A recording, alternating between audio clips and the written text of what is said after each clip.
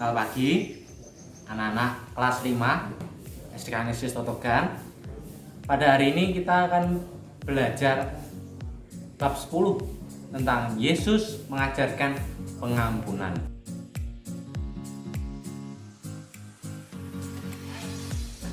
Biasanya kan kalau kita disakiti, kita pasti akan membalasnya. Pasti kita akan mau berusaha membalasnya. Kalau nggak sempat membalasnya, pasti itu akan menjadi suatu dendam. Nah, ketika perasaan dendam itu ada, itu akan menghambat anak-anak. Anak-anak jadi terfokus hanya pada satu titik itu saja, dan itu bisa membuat anak-anak nggak bisa melakukan pekerjaan yang lainnya karena anak fokus pada itu saja. Misalnya bagaimana cara yang membalas dendam itu, bagaimana membalas kejahatan itu atau kejahilan itu. Jadi anak-anak hanya fokusnya itu saja, itu terus. Nah, sehubungan dengan itu, pada hari ini kita akan belajar tentang Yesus yang mau mengampuni. Yesus mengajarkan pengampunan. Mengampuni itu berarti juga melepaskan kita dari beban marah, emosi, dendam, sehingga pikiran kita itu, pikiran, hati kita, dan tenaga kita itu bisa terfokus pada hal yang lain.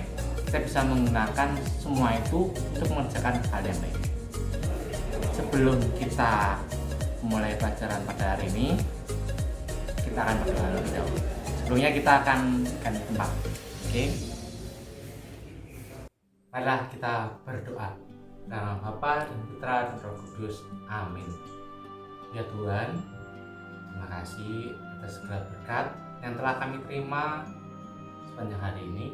Pada hari ini kami akan belajar tentang Yesus mengajarkan pengampunan. Semoga dari pelajaran ini dan dari teladan Yesus, kita semua dapat mengampuni teman-teman kita ataupun orang-orang yang bertindak jahat kepada kita, dan kita bisa memancarkan belas kasih Allah.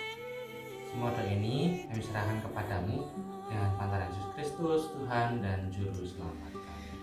Santo Petrus Kanisius, doakanlah kami. Dalam Bapa dan Putra dan Roh Kudus. Amin.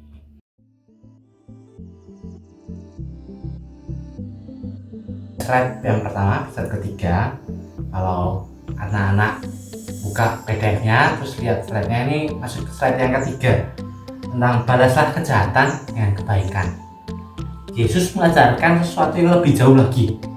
Ketika kita disakiti, ketika kita menderita, Yesus mengajarkan untuk mengampuni.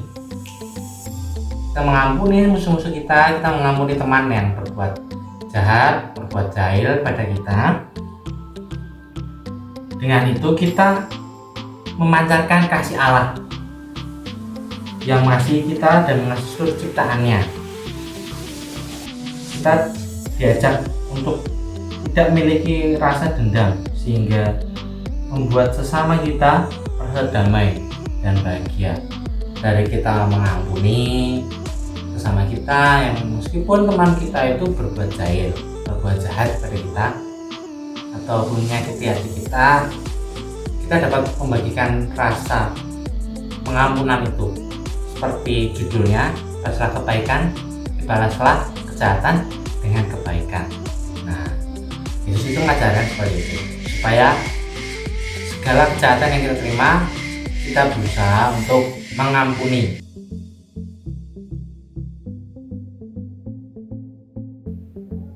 Maka ahli-ahli Taurat dan orang-orang Farisi membawa seorang wanita kepada Yesus yang ketahuan berzina.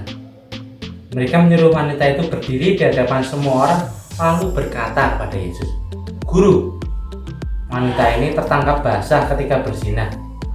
Dalam kitab Taurat, Musa memerintahkan agar wanita seperti ini dirajam hingga mati. Tetapi apakah pendapat guru?" Mereka bertanya demikian karena hendak mencoba Yesus, supaya mereka boleh menuduh dia. Tetapi Yesus menunduk dan menulis di tanah dengan jarinya.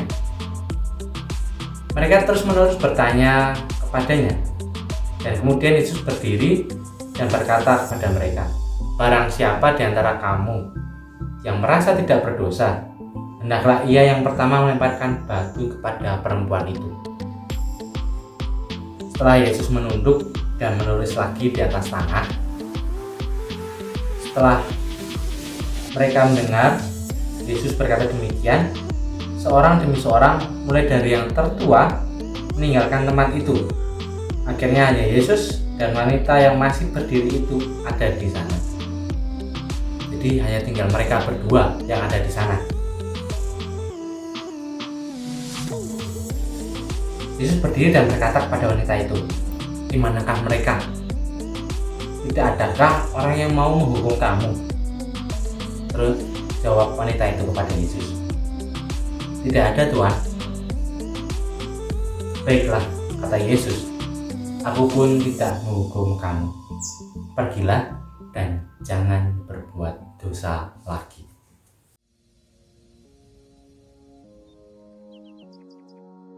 Di sini Frater ada 3 kutipan tentang Yesus mengajarkan pengampunan dan juga mengasihi.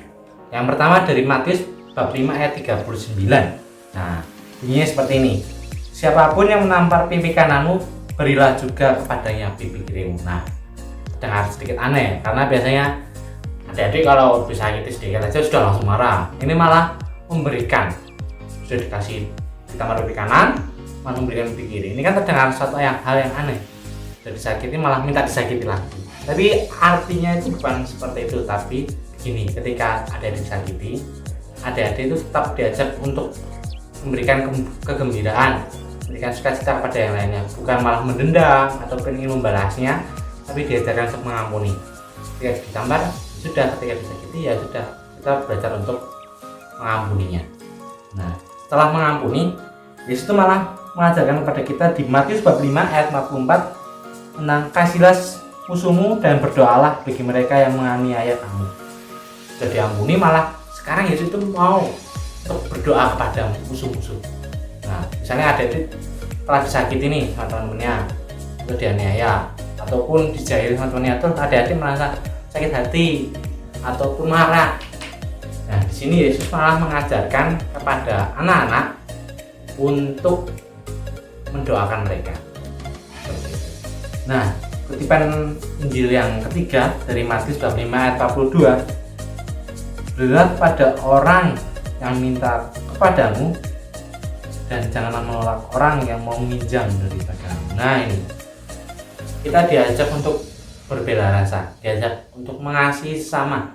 Ketika orang itu lagi nggak punya apa-apa, ataupun ketika teman kita meminjam pensil misalnya, nah kita diajak untuk mengasihi teman kita dengan meminjamkannya. Ataupun ketika teman kita menghadapi kesusahan, kita diajak untuk membantunya. Seperti itu. Mengampuni berarti menghapus kesalahan orang lain dan menerima kelemahannya. Dan itu Tuhan juga akan mengampuni kita dari dosa-dosa kita. Seperti doa Bapa kami. Doa Bapa kami itu, "Ampunilah kesalahan kami seperti kami pun mengampuni yang bersalah kepada kami." Nah, seperti itu anak-anak. Jadi kita mengampuni orang lain, ya kita juga dapat pengampunan.